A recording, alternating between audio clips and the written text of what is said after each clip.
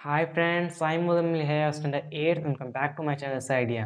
फिर आज की इस वीडियो में हम लोग इंटीग्रेशन के बारे में पढ़ेंगे। तो जैसा कि आप लोग जानते ही होंगे कि इंटीग्रेशन का फिजिक्स में काफ़ी ज़्यादा यूज़ है। तो आज की इस वीडियो में हम लोग इतनी इंटीग्रेशन कवर कर लेंगे जितना भी इसका फिजिक्स में इस्तेमाल है।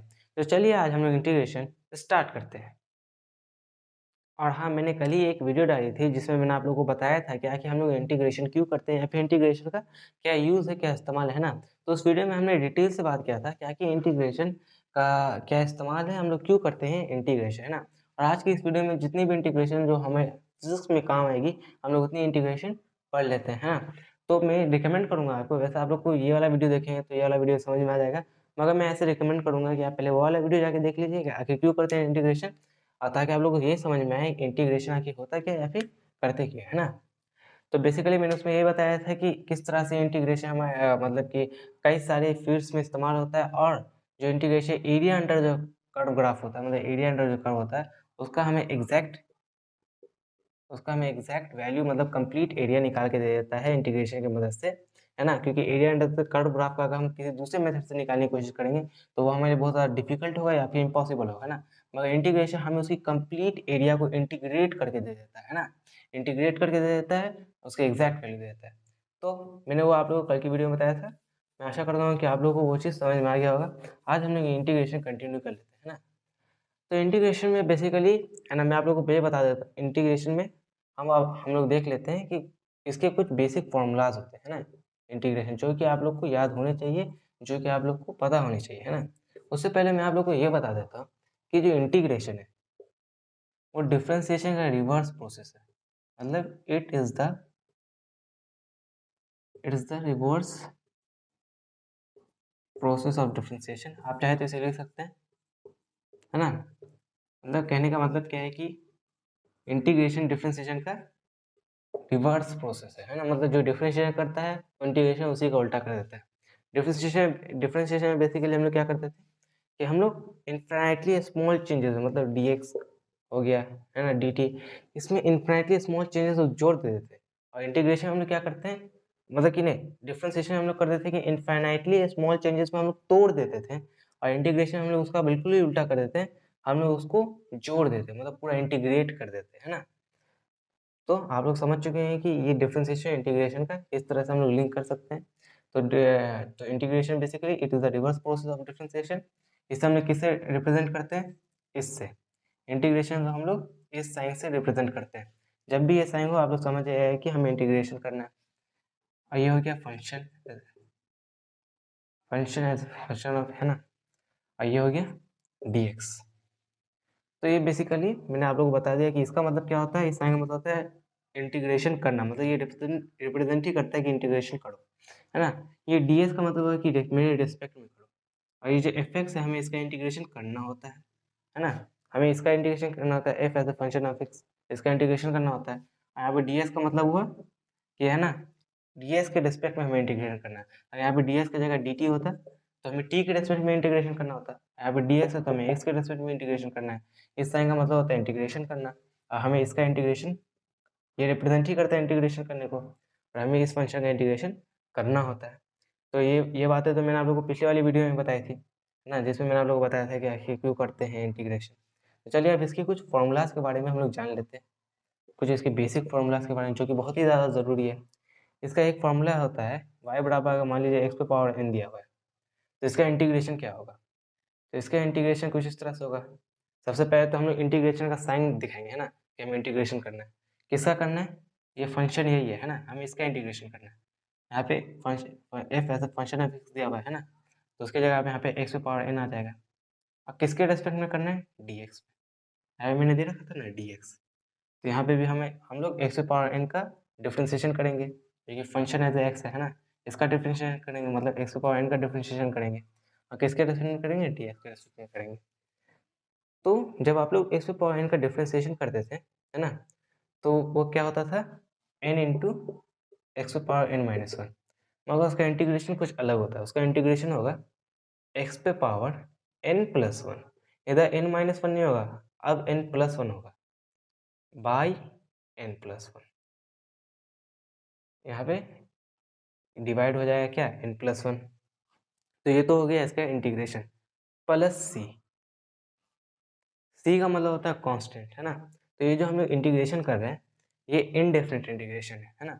इनडेफिनिट इंटीग्रेशन का मतलब जिसमें कोई लिमिट नहीं दे रखा है ना। इसमें कोई मतलब कि एक ऐसा लिमिट नहीं दे रखा है कि इस पार्टिकुलर पॉइंट से लेके इस पार्टिकुलर पॉइंट तक हम इंटीग्रेशन करना, मतलब ये कहीं से लेके कहीं तक भी हो सकता है। लिमिट का मतलब आप लोग बेसिकली इस तरह समझ सकते हैं कि अगर मैंने यहाँ पे 0 दे दिया और मैंने यहाँ पे 5 दे दिया, इसका मतलब है कि आप लोग को इंटीग्रेशन करना है 0 से लेकर 5 तक। मगर जब हम लोग कोई लिमिट नहीं देंगे तो वो कहलाया जाएगा इनडेफिनिट इंटीग्रेशन, है ना। उसका कोई लिमिट नहीं है, तो जब हम लोग उसका इंटीग्रेशन करेंगे तो हम लोग यहाँ पे कांस्टेंट लगा देंगे, सी लगा देंगे। मगर जब हम लोग लिमिट का मतलब कि जब हम लोग लिमिट दे देंगे, कोई भी लिमिट हो सकता है 0 से लेके a तक, है ना। जब हम लोग लिमिट दे देंगे तब हम लोग इस कांस्टेंट को नहीं लगाएंगे। मगर अभी ये इनडेफिनिट इंटीग्रेशन है, मैं आप लोग को बाद में जाके बताऊंगा लिमिट लिमिट के बारे में, आप लोग को आगे आगे मैं पढ़ाने वाला हूँ, है ना, इसी वीडियो में। तो इतना हो गया एक्स पावर n प्लस सी।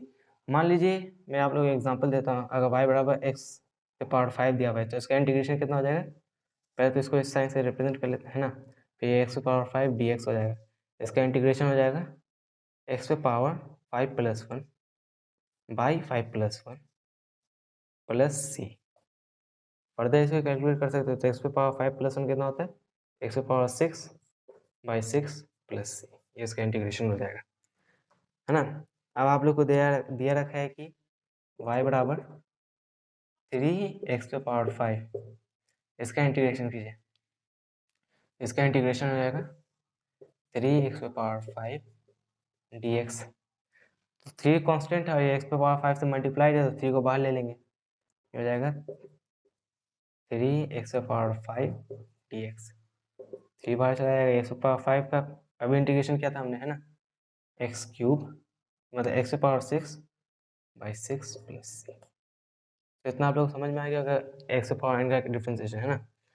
तो और हाँ, मैं आप लोगों को एक और बात बताना चाहता हूँ कि अगर y बराबर कांस्टेंट दिया हुआ कांस्टेंट, तो इसका डिफ्रेंसिएशन कितना होता था, 0 होता था। इसका इंटीग्रेशन भी कितना होगा, 0 ही होगा।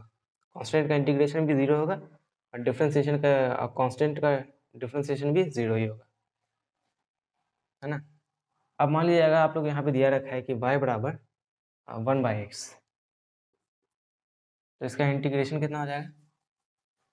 1/x का इंटीग्रेशन होता है, ये 1/x dx दे रखा है तो इसका इंटीग्रेशन हो जाएगा ln ऑफ x, है ना। ln ऑफ x का इंटीग्रेशन। और यहाँ पे एक और चीज़ नोट करने वाली बात है, जब हम लोग ln ऑफ x का डिफरेंशिएशन करते थे, ln ऑफ x का डिफरेंशिएशन करते थे तो आता था 1/x।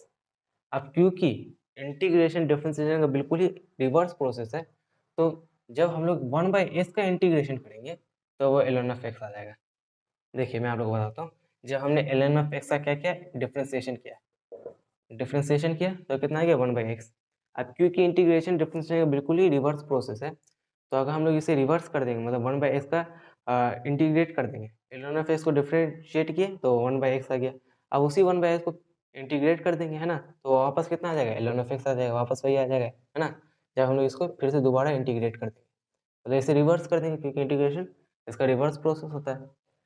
तो ये तो ना समझ में आएगा कि 1/x का कितना होगा डी, है ना। अब मान लीजिए y बराबर आप लोग को दिया रहता है e पे पावर x, तो e पे पावर x का डिफरेंशिएशन कितना होता था, e पे पावर x ही होता था। यहाँ पे e पे पावर x का इंटीग्रेशन भी e पे पावर x ही होगा, हो जाएगा e पे पावर x हो जाएगा, है ना। इतना आप लोग समझ चुके होंगे। अब चलिए मैं आप लोग को एक और क्वेश्चन दे देता हूँ। मान लीजिए आप लोग को आप इंटीग्रेशन करना है तो आप लोग इतना फॉर्मूला तो आप लोग समझ चुके होंगे, है ना। अब मान लीजिए कि आप लोग को इंटीग्रेशन करना है रूट एक्स का आप लोग डिफरेंशिएशन करना जानते होंगे, इंटीग्रेशन भी कर ही लेंगे, है ना। तो बस आप लोग को फॉर्मूला सब ध्यान में रखना है, इंटीग्रेशन भी हो जाएगा। तो चलिए रूट एक्स का इंटीग्रेशन करते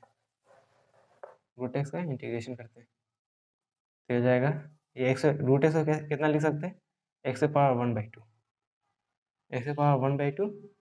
dx। तो ये एक्स पावर n के फॉर्मूला से हम इजीली निकाल सकते हैं, ये हो जाएगा X power 1/2 plus 1 by 1/2 plus 1 plus C. Constant लगा देना, जब भी डिफरेंट इंटीग्रेशन हो तो कांस्टेंट लगा देना। ये हो जाएगा एक्स पावर 3/2 बाई 3/2 प्लस सी। तो ये तो आसान था, है ना। चलिए अब एक और देख लेते हैं हम लोग। तो चलिए एक और क्वेश्चन हम लोग ले लेते हैं। तो क्वेश्चन कुछ ऐसा है कि अब आप लोग को इंटीग्रेशन करना है रूट एक्स प्लस 1/√x का, है ना, डी एक्स। तो ये तो अब एडिशन के फॉर्म में आ गया। अब इसका कैसे इंटीग्रेशन करें, है ना। पहले तो था हमारा कि x⁴n का इंटीग्रेशन होता था, तो dx था, इसका इंटीग्रेशन कर देते हैं। अब ये दोनों एडिशन फॉर्म में आए, तो अब इस फॉर्म में जब आ जाएगा तो उसका इंटीग्रेशन कैसे करेंगे। तो देखिए ये दोनों एडिशन के फॉर्म में, तो इससे तो इंटीग्रेशन होगा और इससे भी इंटीग्रेशन होगा, है ना। रूट एक्स से भी इंटीग्रेशन होगा और 1/√x से इंटीग्रेशन होगा, क्योंकि दोनों ही एडिशन के फॉर्म में। और ये जो dx है वो दोनों के रिस्पेक्ट में है, दोनों के रिस्पेक्ट में है, तो हम लोग इंटीग्रेट करेंगे इसको भी दोनों के, मतलब कि दोनों के रिस्पेक्ट में dx है, तो दोनों को dx के रिस्पेक्ट में हम लोग इंटीग्रेट कर देंगे। चलिए करते हैं। सबसे पहले हम लोग रूट एक्स का कर लेते हैं, रूट एक्स डी एक्स, फिर 1/√x का भी तो होगा ना, 1/√x, इसका भी इंटीग्रेट करेंगे dx के रिस्पेक्ट में।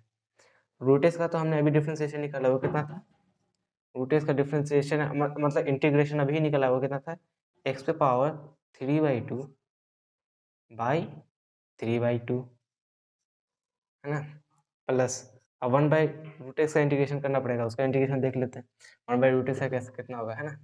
तो 1/√x को हम लोग कितना ले सकते हैं, 1/√x को हम लोग ले सकते हैं x⁻−1/2 dx। अब चलिए इसे फर्दर प्रोसेस कर देते, ये हो जाएगा x⁻−1/2 प्लस 1/−1/2 प्लस 1, है ना। तो ये हो जाएगा x⁻−2, ये 2 हो जाएगा, ये हो जाएगा x⁻1/2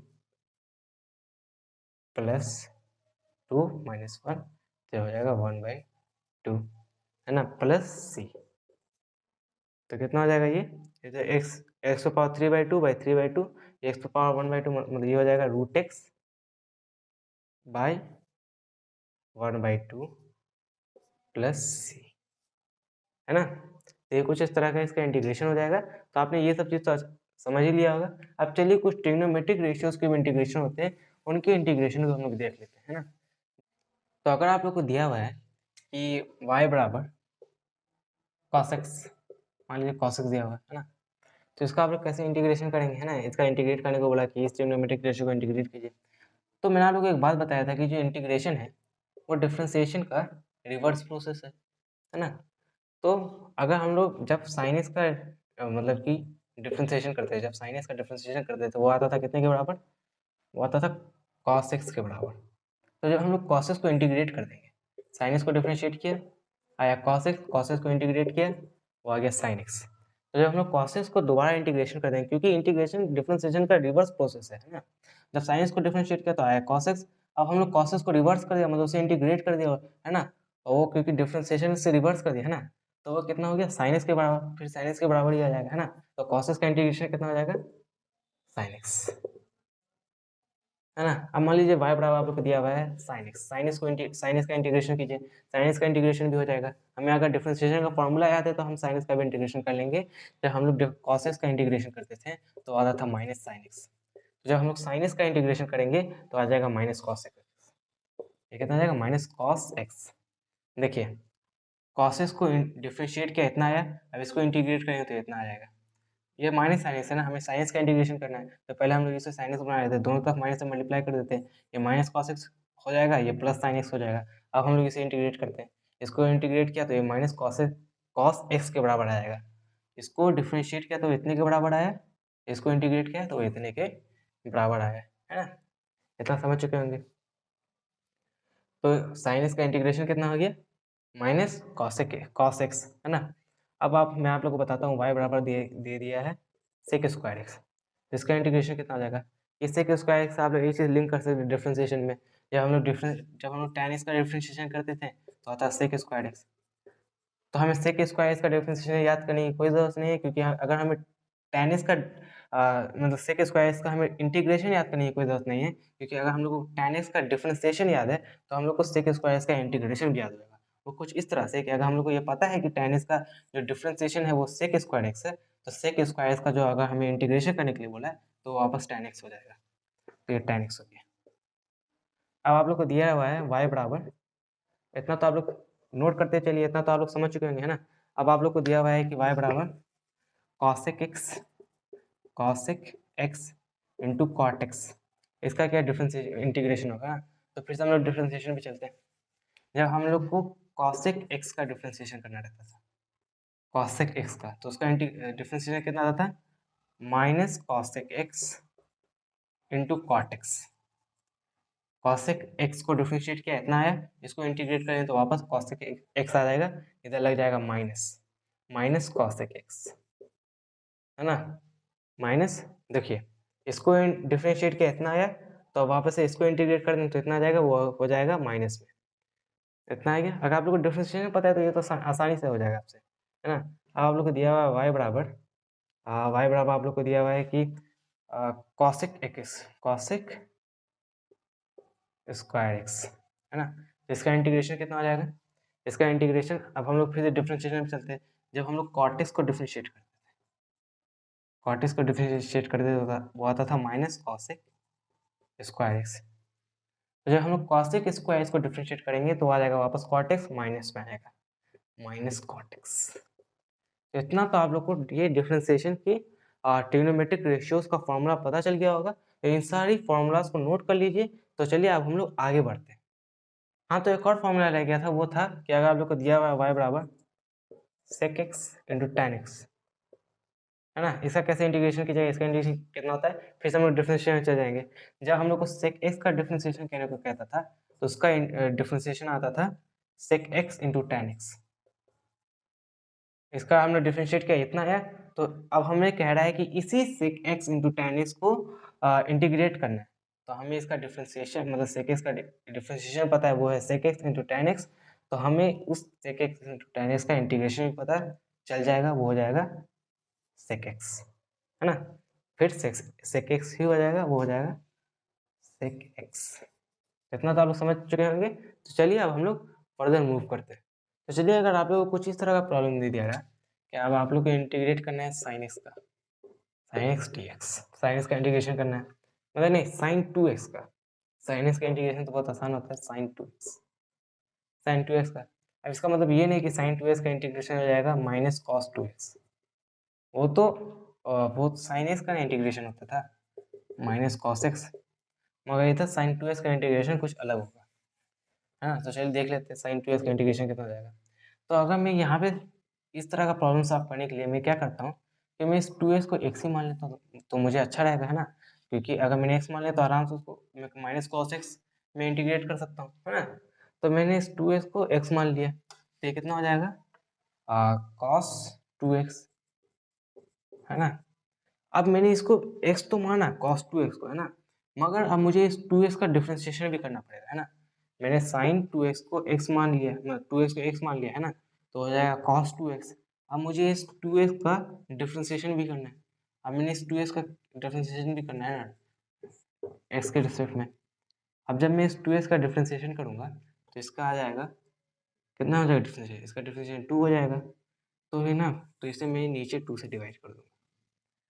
पहले हमने साइन 2x को x माना, तो साइन एक्स का इंटीग्रेशन कितना हो जाता है, माइनस कॉस एक्स, ये माइनस में होगा, है ना, माइनस कॉस एक्स। तो यहाँ पे कितना हो जाएगा, माइनस कॉस 2x, है ना।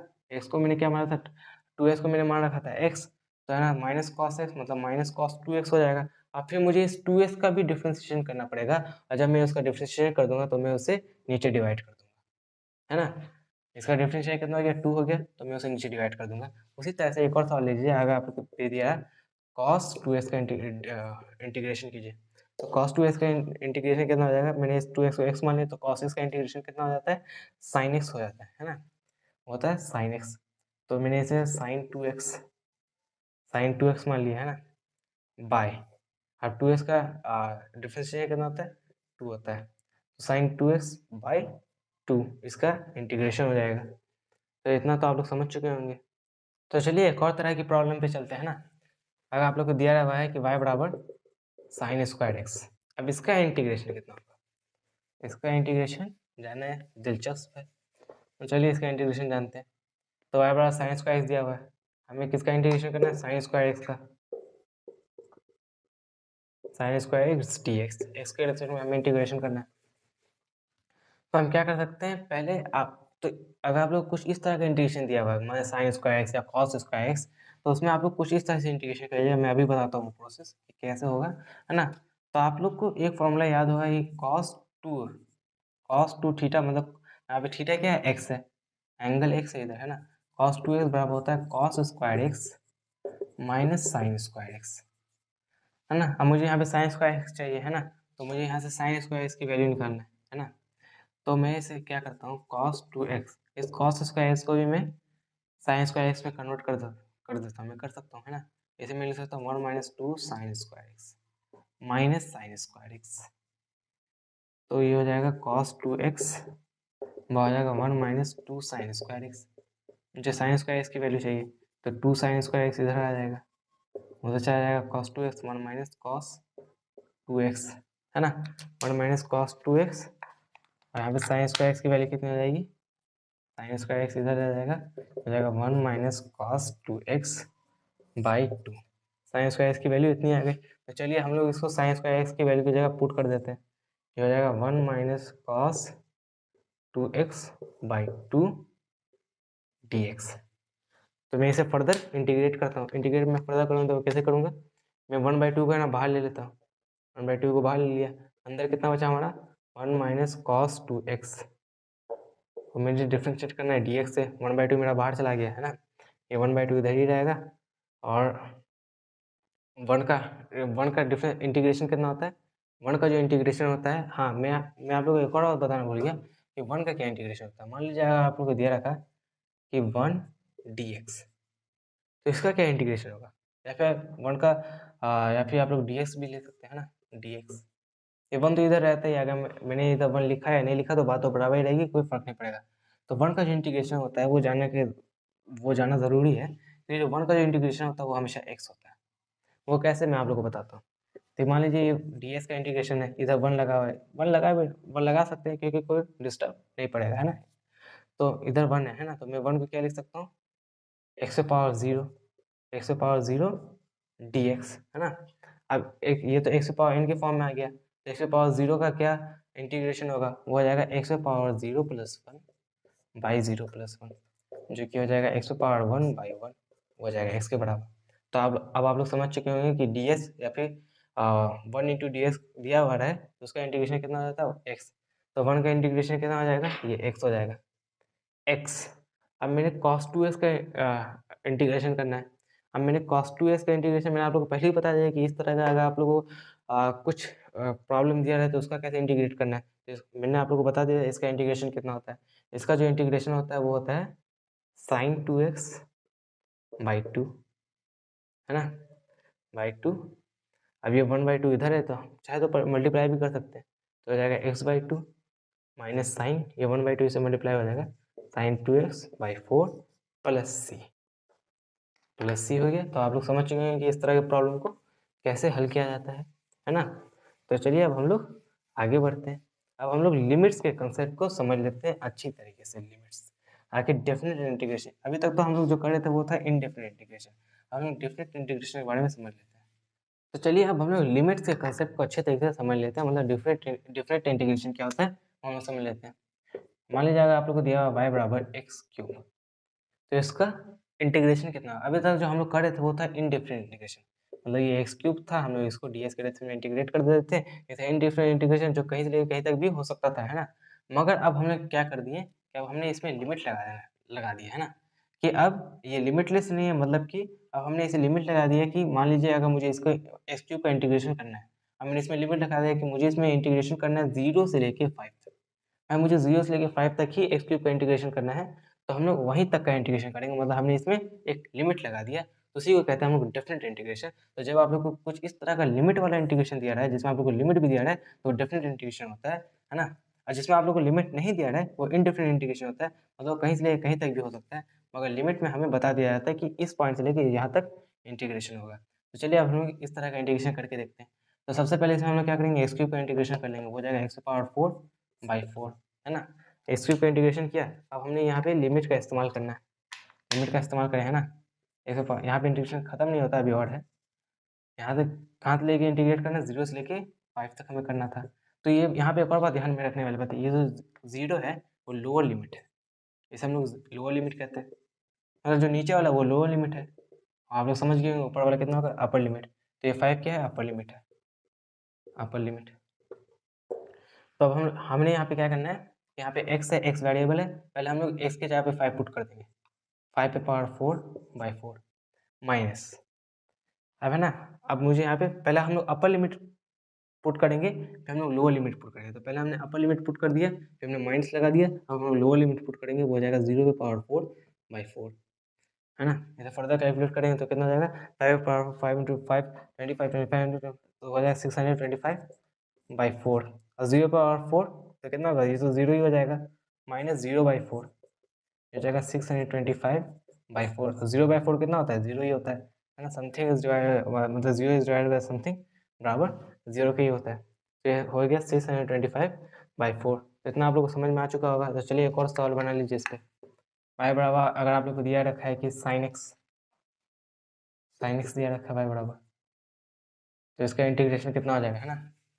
तो y बराबर sin x दिया हुआ है, तो इसका इंटीग्रेशन हम लोग कुछ इस तरह से करेंगे, sin x dx। मगर इसमें आप लोग को लिमिट दे दिया है कि अब आप लोग को करना है 0 से लेके π/2 रेडियन तक, है ना, आप लोग को करना है। तो इसका अब इंटीग्रेशन कैसे होगा, हमने लिमिट दे दिया है ना, एंगल में, एंगल का मतलब 0 डिग्री से लेकर आप लोग क्या करना है π/2 तक करना है ना। हमने यहाँ पे एंगल का एक लिमिट दे दिया। तो सबसे पहले हम लोग साइंस का इंटीग्रेशन करेंगे, वो हो जाएगा माइनस कॉस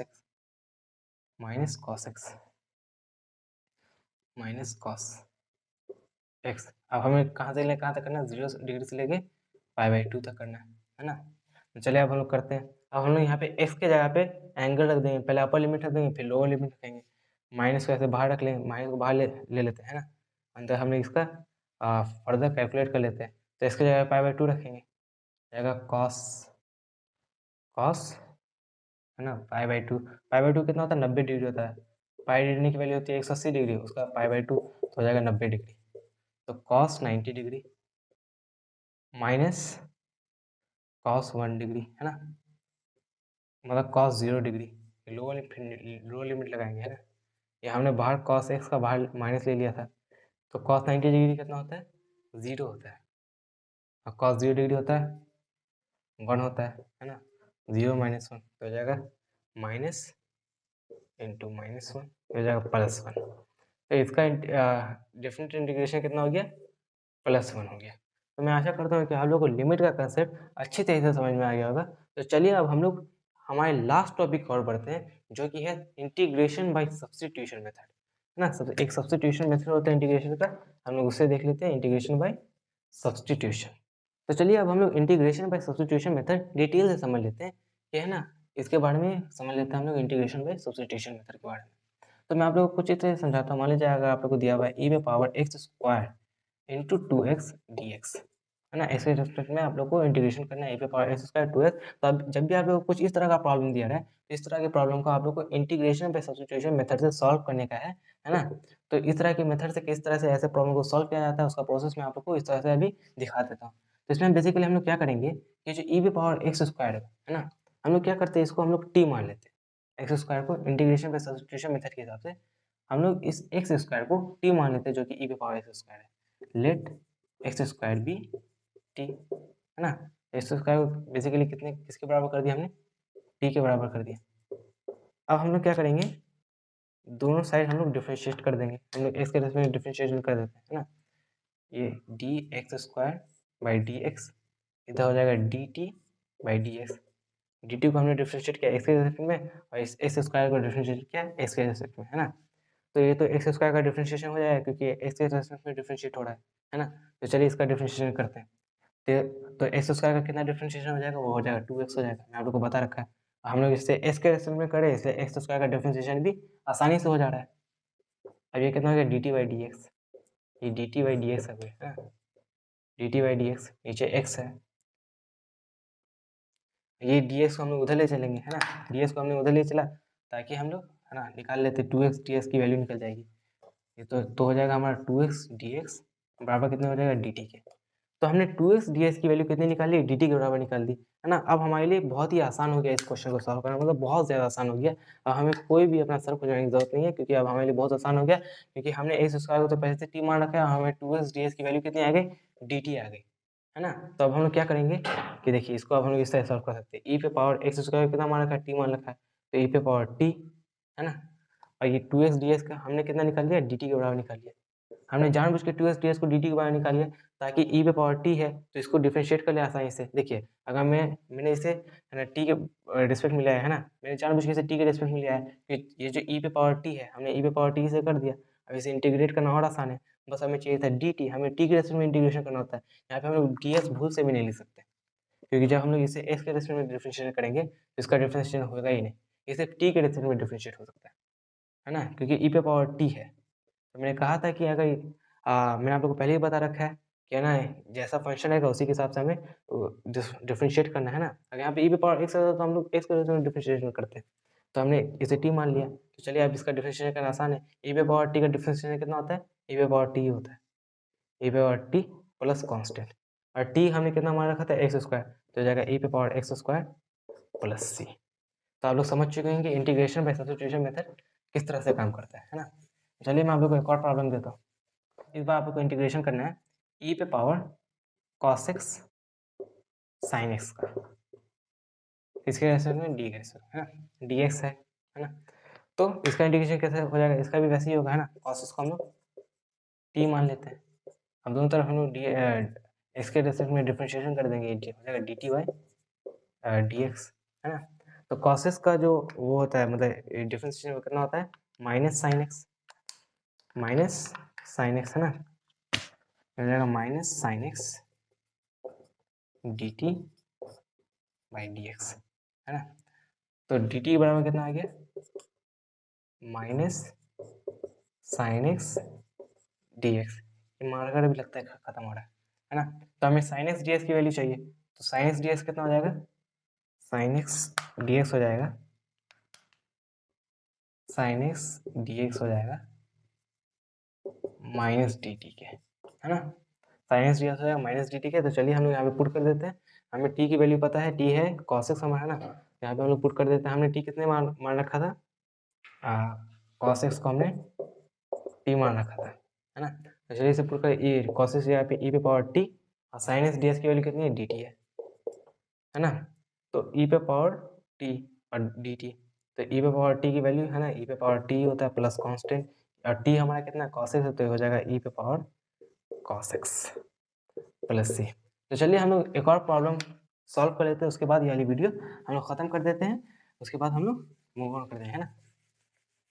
तो ये हमारा लास्ट क्वेश्चन है, तो चलिए अब हम लोग अपने लास्ट क्वेश्चन की ओर बढ़ते हैं। तो हो जाएगा, हमें दिया हुआ इंटीग्रेशन करना है ln of x by x का dx के रेस्पेक्ट में, है ना। तो इसमें हमें ऐसे लिख सकते हैं हम लोग ln of x into 1/x dx, है ना। इसमें हमें 1/x का डिफरेंशिएशन तो इंटीग्रेशन तो पता है, मगर ln ऑफ x का नहीं पता है। तो चलिए हम लोग ln ऑफ x को let ln of x be T, ln of x को हम t मान लेते हैं, है ना। ln ऑफ x को हमने क्या ले लिया, t ले लिया। अब दोनों को हम लोग x के रेस्पेक्ट में डिफरेंशिएट कर देंगे, इसको भी dt बाई dx, है ना। ln ऑफ x का डिफरेंशिएशन कितना हो जाएगा, 1/x बराबर हो जाएगा dt बाई dx, है ना। तो dt की वैल्यू कितनी आ जाएगी, 1/x इंटू डी एक्स, इधर 1/x dx हमें दिया हुआ है, हमने ln ऑफ x को t मान लिया, है ना। 1/x ds की वैल्यू भी हमारी t के फॉर्म में आ गई, वो हो गया dt, है ना। तो अब हम इसे इजीली इंटीग्रेट कर सकते हैं dt के रिस्पेक्ट में। तो ln ऑफ x को हमने क्या ले लिया, t ले लिया, 1/x ds की वैल्यू कितनी हमारी dt ले सकते हैं। अब हम लोग इसे इजीली इंटीग्रेट कर सकते हैं, क्योंकि ये t के रिस्पेक्ट में अब इंटीग्रेट हो रहा है ना। तो तो इस t का इंटीग्रेशन कितना हो जाएगा, t पे पावर 2/2, जैसे s का इंटीग्रेशन होता था एक्स स्क्वायर बाई 2, इसी तरह इसका भी होगा टी स्क्वायर बाई 2, क्योंकि t के रेस्पेक्ट में इंटीग्रेशन हो रहा है ना, टी स्क्वायर बाई 2 प्लस सी। और t की वैल्यू कितनी थी हमारी, कितना, हाँ ln ऑफ x हो जाएगा ln ऑफ x का स्क्वायर बाई 2 प्लस सी। तो कितना हो गया, ln ऑफ x का स्क्वायर बाई 2 प्लस सी, ये हमारा आंसर हो गया। मैं आशा करता हूँ कि आप लोग को यह वाला वीडियो देखने के बाद अच्छी तरीके से पूरा इंटीग्रेशन समझ आए, जितना भी उसका फिजिक्स में इस्तेमाल है। तो ये वाली वीडियो देखने के बाद मुझे नहीं लगता है कि आप लोग को जब फिज़िक्स में इंटीग्रेशन का यूज़ होगा, तो उसमें कोई दिक्कत होनी चाहिए। तो आप लोग को अच्छी तरह समझ में आ गया, जितना भी कंसेप्ट, जितना भी मेथड मैंने आप लोग को बताया, उन सबको आप लोग अच्छी तरह से रिवाइज़ कर लेना। सो आज के लिए सिर्फ इतना ही and thanks for watching my video and thank you and have a nice day.